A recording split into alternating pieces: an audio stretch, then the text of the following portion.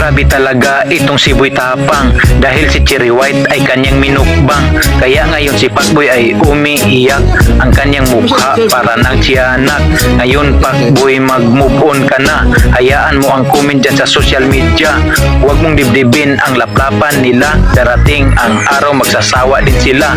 Kaya Magandang hapon po, Ma'am Cherry White. Okay. Hello po, magandang hapon po. Yan ho bang pinag-ugatan ng away ninyo? Nagsalita po siya ng mga kasiraan about sa akin. Katulad po ng walker ako, magulang ko po, adik,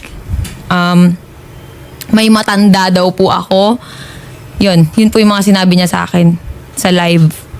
Naghahanap ka ng respeto? Sarili mo nga, di mo kayang irespeto?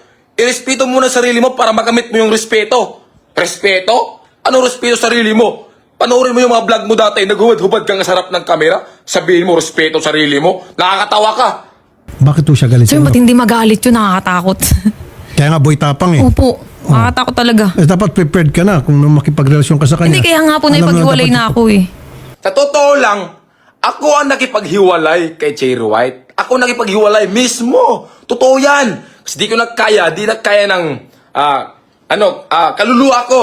Yung mga pananalita na hindi totoo, pwede ho ma-cyber libel natin. Kung sino man yung gusto nyo, may kagagawa niyan. Lalo yung sinasabi na ikaw ay walker, ikaw ay ganito, ganon, na below the belt po yun. Saka po yung nanay ko, tsaka yung tatay ko, sinabihan niya ng adik. Yun po, pwede natin makasuhan ng cyber libel mga yon. Nandiyan ho na-preserve nyo yung mga post na yon. Hawak nyo pa po. Opo, may video. Sinend ko na po.